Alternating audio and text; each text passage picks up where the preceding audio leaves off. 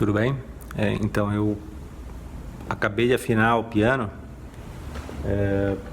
Esse piano eu ganhei da minha avó quando eu era adolescente. Ela tinha comprado esse piano e tinha dois aqui na casa dela. Esse de um quarto de cauda, que é uma cauda pequenininha, e um outro de armário.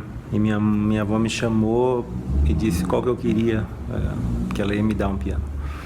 Um piano que estava muito desafinado. Fazia pelo menos uns 30 anos que não tinha uma afinação.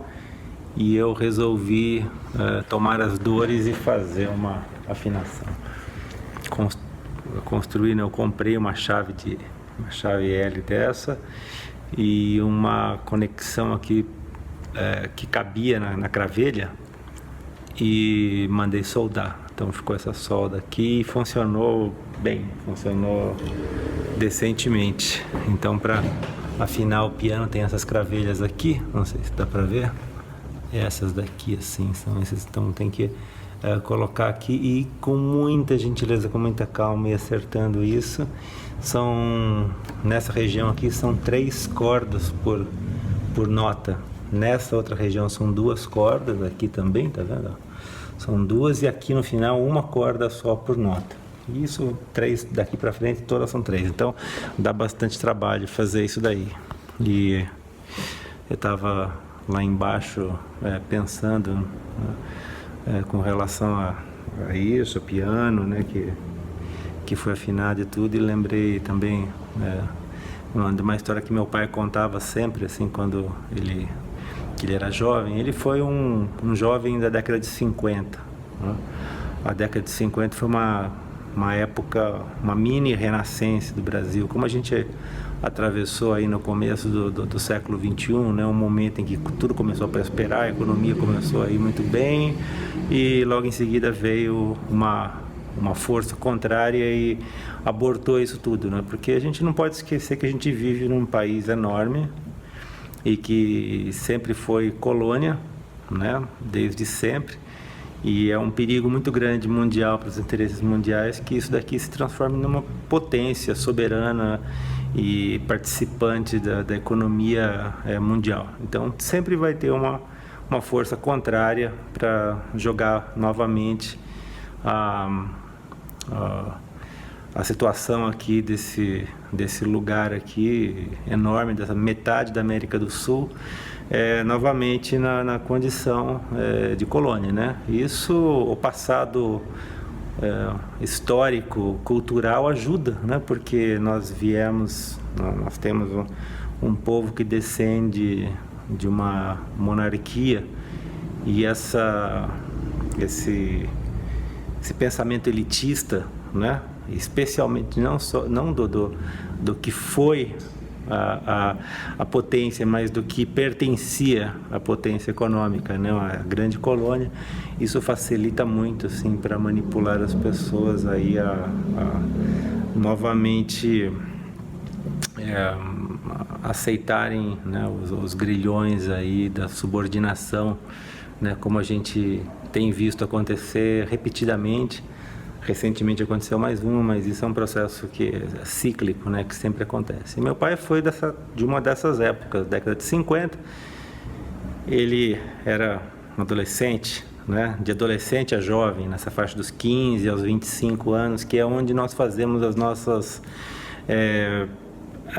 memórias mais intensas, que vão perdurar pelo resto da vida. Então, as músicas, por exemplo, que nós gostamos nessa época, são as músicas que a gente vai lembrar para o resto da vida como as melhores, né? Isso tem uma série de estudos a respeito, falando sobre isso.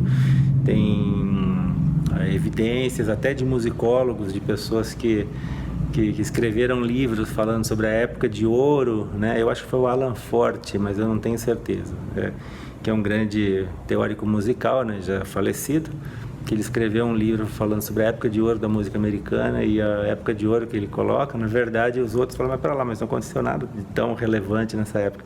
É que essa época de ouro que ele considerava como um teórico, como um entendido, como uma pessoa que estudou, coincidia exatamente nesse período da vida dele, dos 15 aos 25 anos, onde nós temos uma grande profusão de oxitocina, né?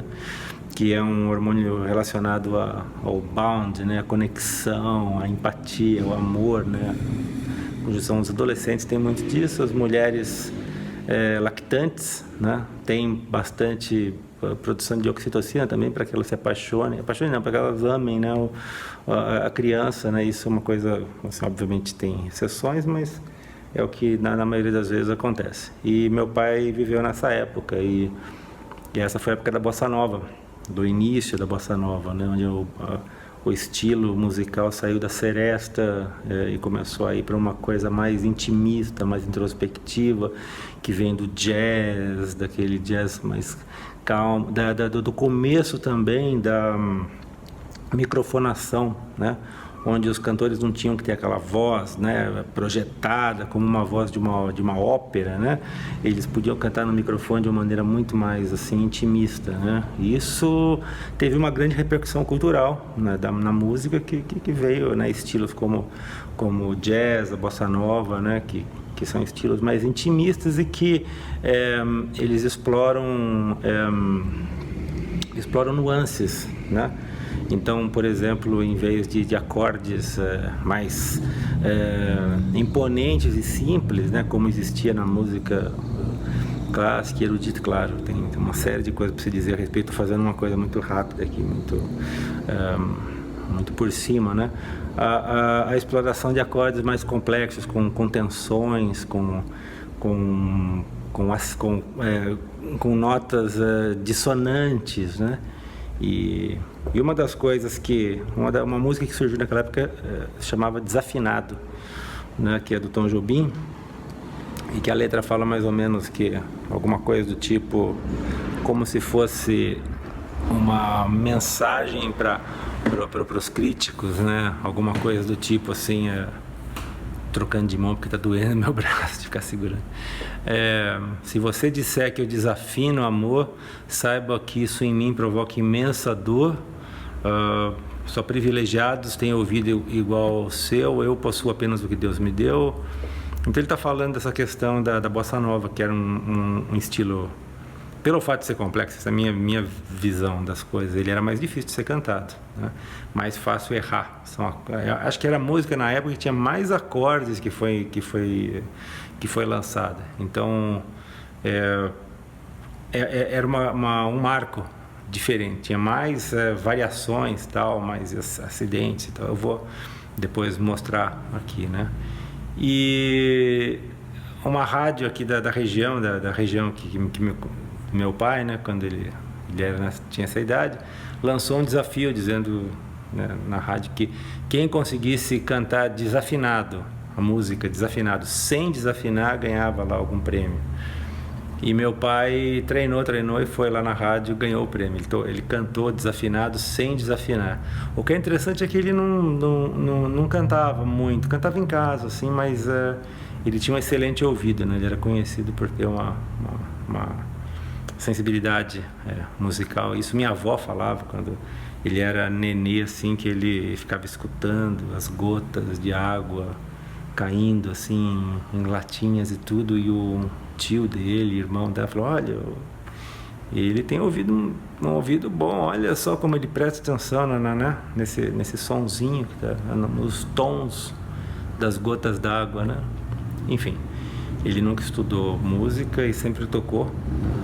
Minha avó também tocava piano, então esse piano aqui acabou sendo uma herança sensacional, né, que ela me deu, e eu desmontei ele aqui para fazer essa afinação, né, como vocês devem estar vendo. Então, para fechar isso, para não ficar um vídeo tão grande, né, eu vou tocar agora desafinado no piano, quase afinado, no piano que eu considero estar afinado, depois de mais de uma geração, né, 30 anos que ele não recebia uma devida afinação, é mais de 30 anos, hein?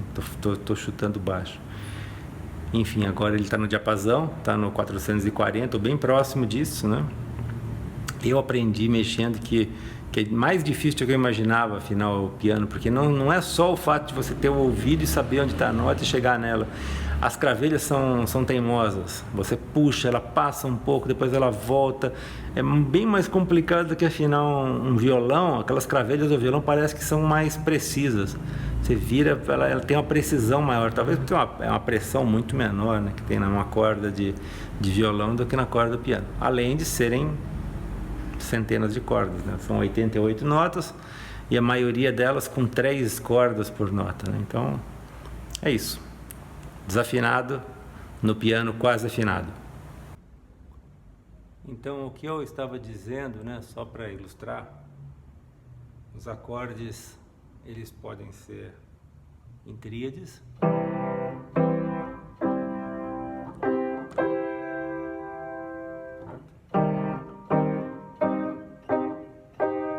basicamente 3 notas compondo, né? E o que aconteceu nesse período da bossa nova e tudo, claro que tem uma correspondência da música erudita, que eu falo qualquer outro dia, mas que começou a inserir outras notas que se chamam de tensões. Então, são Dó maior, colocar a sétima, que já fica com esse som de bossa nova, né? E uma outra tensão, a nona, certo? Aí uma outra,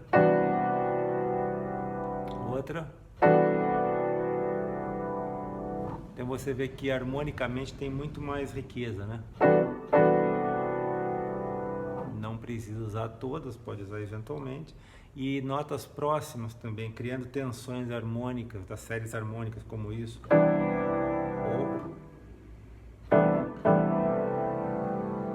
Que é característico de bossa nova como de jazz também.